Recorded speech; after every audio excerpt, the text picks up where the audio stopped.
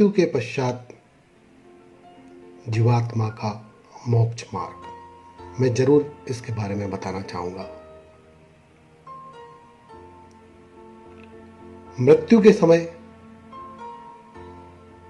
जीव और उसके शरीर के साथ क्या घटित हो रहा है, ये वहां उपस्थित अन्य लोगों को अंदाजा नहीं लग पाता, लेकिन घटनाएं तेजी से घटती है। मृत्यु की दहलीज पर खड़े व्यक्ति की सबसे पहले वाक इंद्री उसके मन में विलीन हो जाती है। उस समय वह अपने मन में विचार कर सकता है, लेकिन कुछ बोल नहीं सकता। उसके बाद दृश्येंद्री और फिर कर्ण इंद्री भी मन में विलीन हो जाती है। उस समय वह न देख पाता है, न सुन पाता है और न ही बोल पाता है। उसके बाद मन इन इंद्रियों के साथ प्राण के अंदर विलीन हो जाता है। उस समय सोचने समझने की क्षमता भी समाप्त हो जाती है। केवल श्वास प्रश्वास चलती रहती है।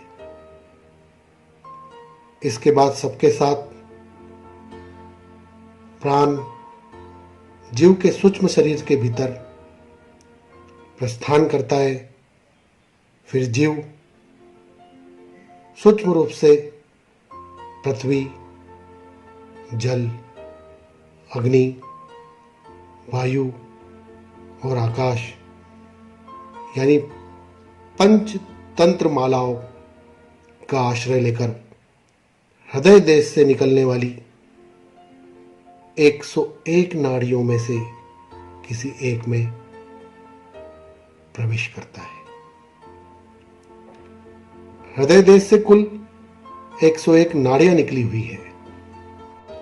जैसा कि मैंने आपको बताया, हृदय देश से कुल 101 नाड़ियां निकली हुई है। मौत के समय जीव इन्हीं में से किसी एक नाड़ी में प्रवेश करके देह त्याग करता है। मोक्ष प्राप्त करने वाला जीव जिस नाड़ी में प्रवेश करता है, वह नाड़ी हृदय से मस्तिष्क तक फैली हुई है,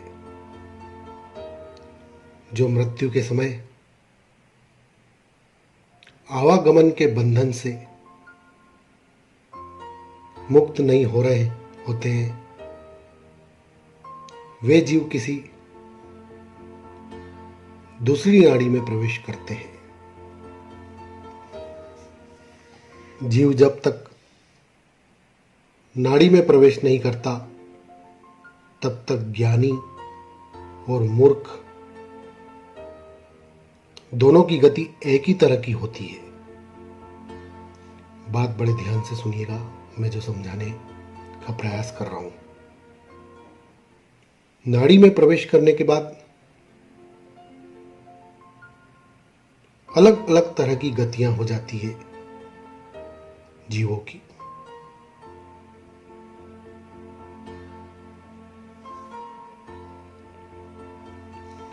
मेरा ऐसा मानना है,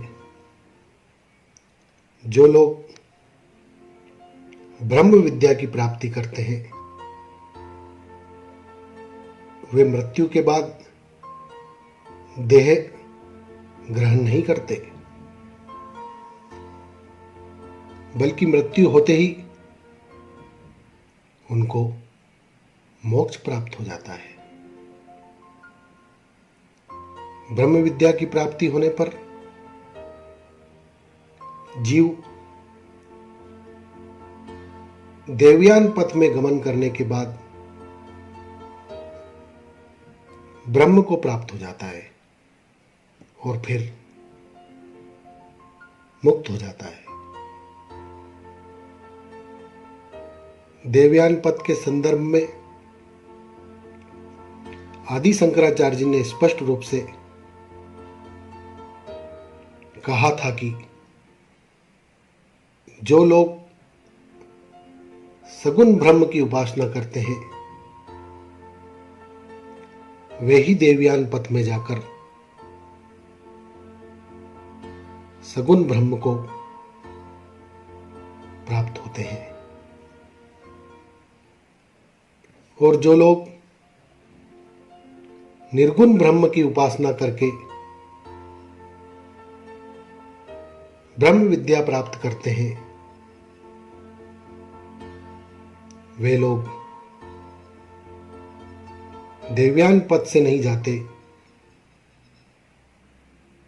अग्नि के संयोग से जब स्थूल शरीर नष्ट हो जाता है उस समय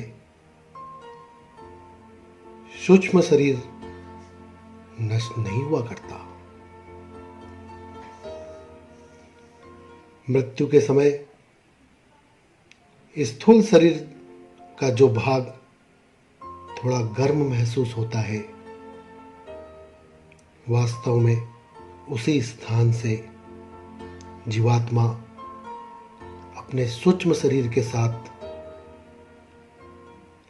देह का त्याग करती है,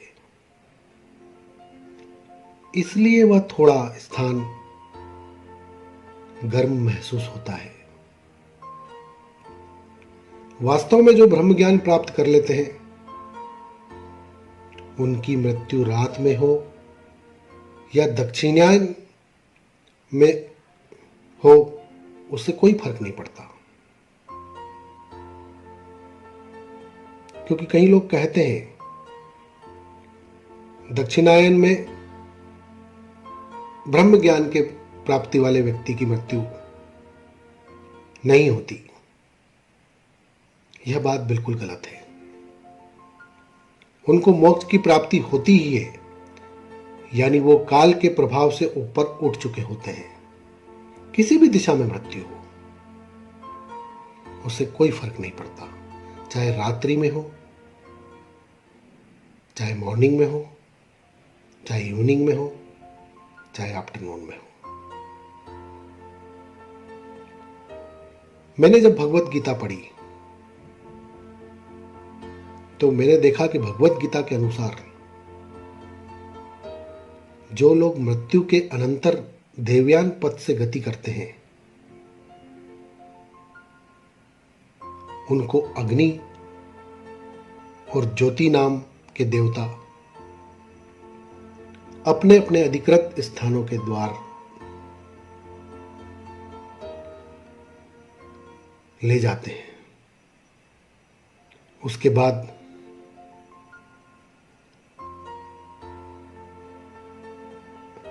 अह अथवा दिवस के अभिमानी देवता ले जाते हैं। उसके बाद शुक्ल पक्ष के देवता तथा उत्तरायण के देवता ले जाते हैं।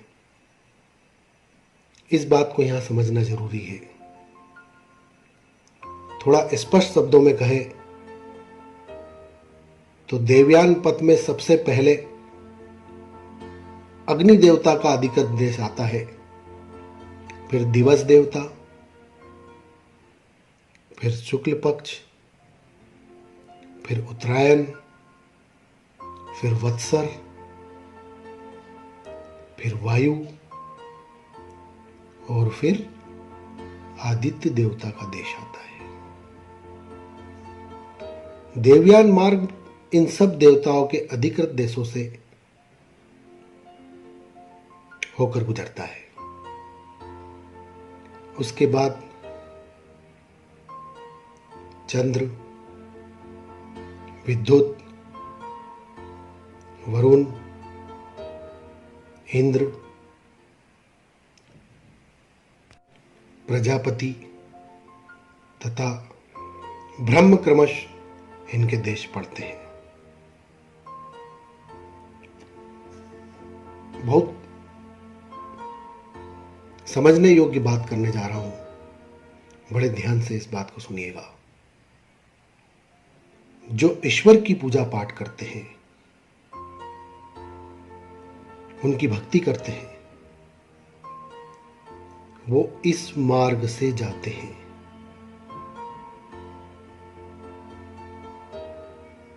उनका पुनर्जन्म बिल्कुल नहीं होता है। वो अपने अभिष्ट के अविनाशी धाम जाते हैं। परंतु जो लोग ईश्वर की पूजा पाठ नहीं करते और उनमें भक्ति रखते हैं, लेकिन परोपकारी कार्य जैसे दान आदि पुण्य कर्म करते हैं, वे मृत्यु के बाद देवयान मार्ग से नहीं जाते, बल्कि पितृयान मार्ग से जाते हैं और उच्च लोकों में जन्म लेकर वहां के ऐश्वर्य सुख भोगते हैं। लेकिन उनका पुनर्जन्म होता है।